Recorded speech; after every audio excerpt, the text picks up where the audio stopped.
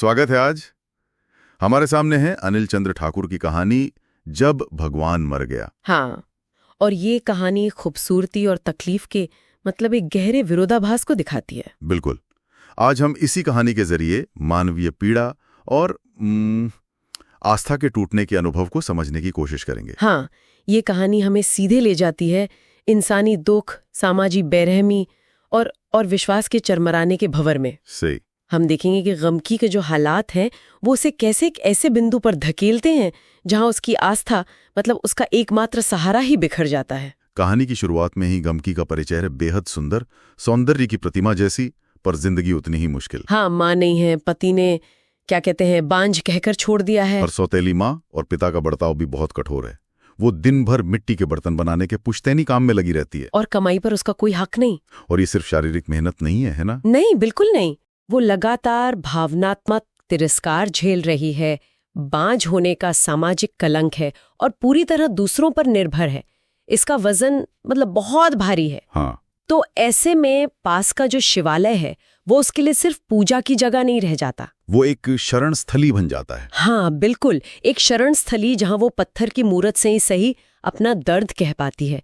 ये उसके लिए इस क्रूर दुनिया से एक तरह का मानसिक बचाव का रास्ता है। हाँ, वो शिव मूर्ति से बातें भी करती हैं, जैसे कहती हैं, भगवान तुम तो सब जानते हो, हमरा कौन सा यार भतार हो सकता है दैव, हाँ, जिसने मेरा पूरा भोग किया, एक ही साल के अंदर हमरा बांझ बता दिया। ये संवाद ये शायद उसे कुछ पल का सुकून देता होगा, और ये जानना कि यही शिवालय उसका एकमात्र सहारा है कहानी के अंत को और भी दुखद बना देता है। बिल्कुल। उसका जीवन एक दुष्चक्र जैसा है।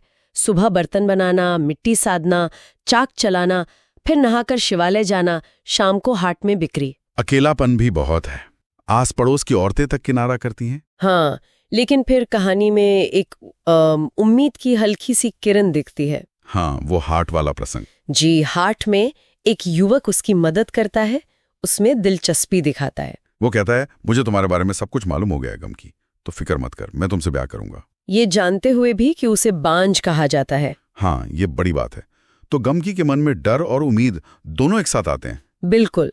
ये मुलाकात उसके लिए एक संभावना लाती है अपनी पहचान को उस बांझ के लेबल से आगे ले जाने की। लेकिन इसमें खतरा भी है। हाँ, खतरा भी है, खासकर उसके परिवार को देखते हुए, और घर लौटने पर वही होता है। अच्छी बिक्री की खुशी ज्यादा देर नहीं टिकती। सौतेली माँ शक जताती है, तो सलेमपुर वाला छौड़ा से नैना जोड़ी करती है के? हाँ, मतलब वो इल्जाम लगा रही है। और पिता का रवैया वो तो पल भर में बदल जाता है। पैसों की खुशी सीधे शक और फिर गुस्से में बदल जाती है। और यहाँ कहानी अपनी सबसे अंधेरे मोड़ पर पहुंचती है। पिता सौतेली माँ को पड़ोसिन को बुलाने भेजता है और गमकी से पूछता है, ठीक ठीक बता, तुमने अपना सत खराब कर दिया गमकी। और गमकी की चुप्पी को उसकी स्वीकृति मान लिया जाता है। हाँ। और फिर जो होता है वो अविश्वसनीय है।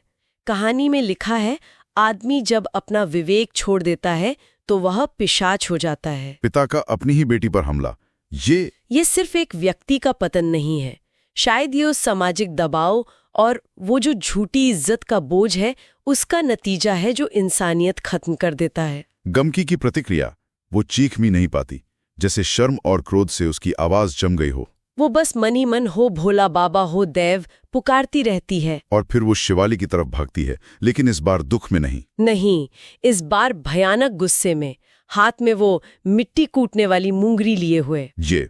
ये कहानी का चरम बिंदु है। बिल्कुल।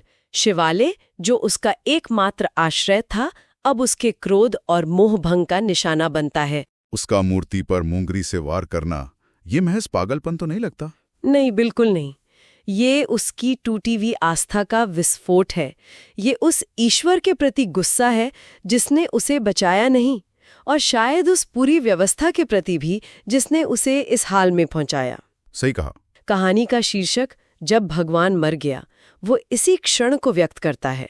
उसके लिए आशा, न्याय, दैवीय संरक्षण सब मर चुका है। और जब घर वाले उसे पकड़ते हैं तो पिता क्या कहता है?